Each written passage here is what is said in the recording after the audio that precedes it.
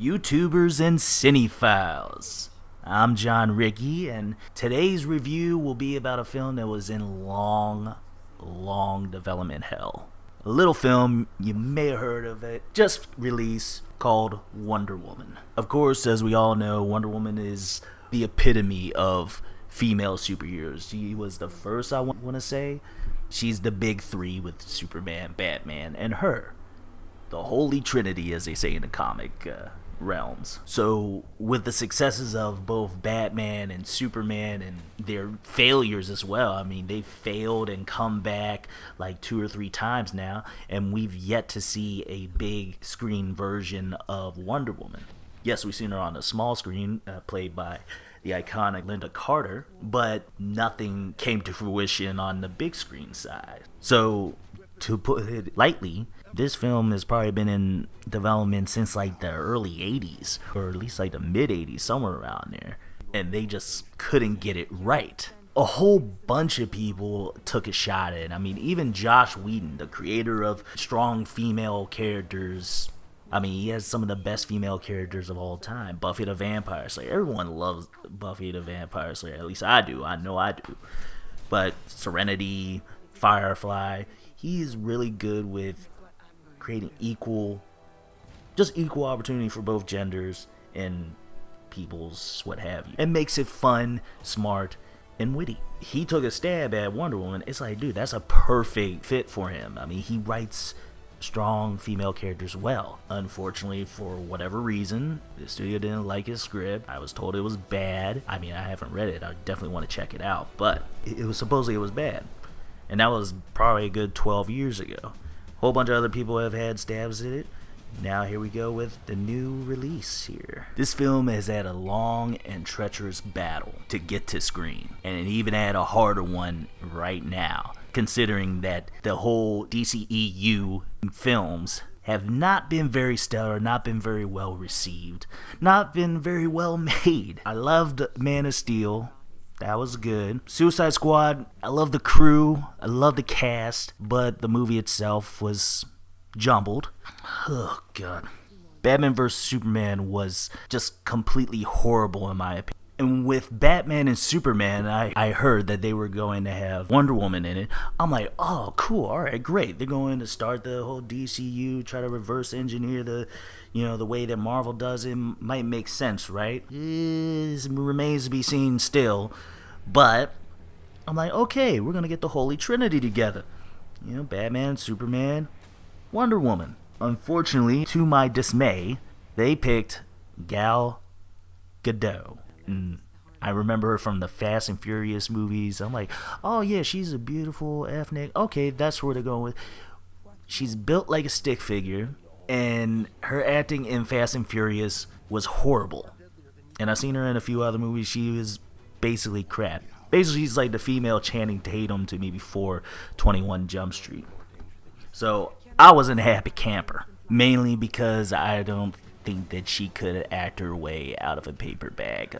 But I have to say this movie was pretty good. It shocked me how good it was. But I guess you can account that to Patty Jenkins, who did Monster. I mean, she made Charlize Theron into a great actress. I mean, she won, for crying out loud, for Monster. She actually made Gal Gadot pretty damn good in this role. I mean, I still think she's way too skinny for the role, but I believed her in this role as Wonder Woman / Diana Prince.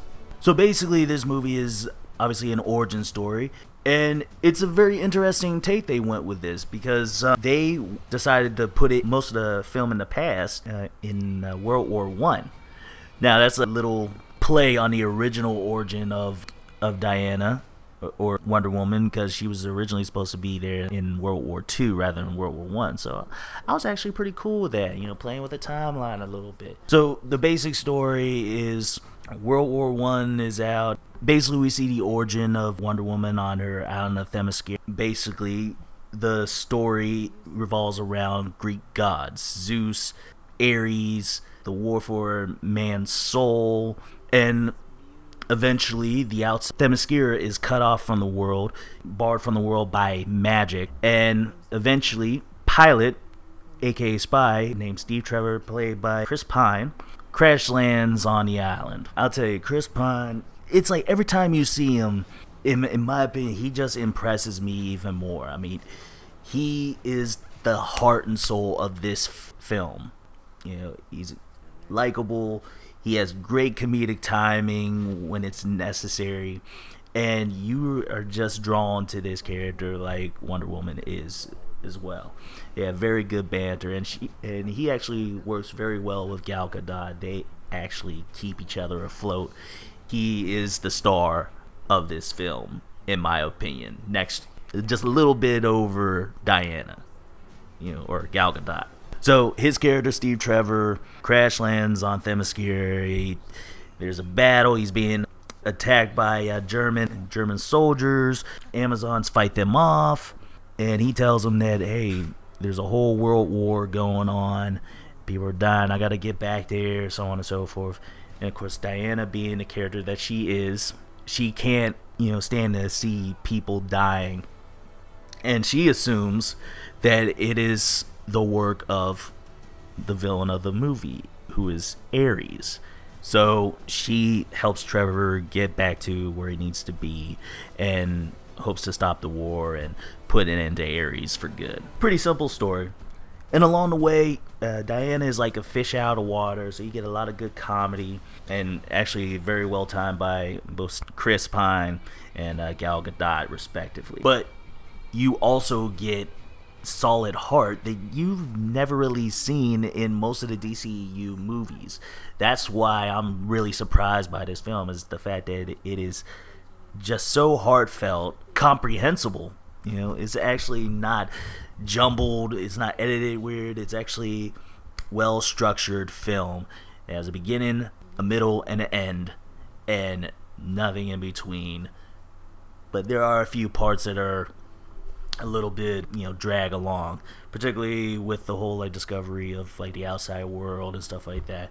But I also see it as you kind of have to, because she's discovering this world, so she's taking her time looking at interactions of people, interactions of just everything in this world that's just alien to her. And in the middle of this movie, there's this great trench warfare scene that is so reminiscent of a Enemy at the Gates, or maybe even a little bit of Saving Private Ryan. It's really well thought out, well played, well directed by Patty Jenkins, who I didn't expect to make such a great film, but I mean on a big budget, and actually retain the heart that she probably set out to do.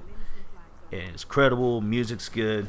A few side characters were okay, but I still enjoyed them. I see the representation of these three side characters, different portions of humanity for Diana to really feed off of and really learn from about humanity. Anyway, in the end, this movie was a big surprise, and I'm glad it was. I will say that the end got a little bit too CG heavy. It is actually perfect for what it was, and for the fact that in the end it's not like a world-ending event. It's actually more about personal growth of Diana, of Wonder Woman, discovering who she is, what she is, and how she views this world.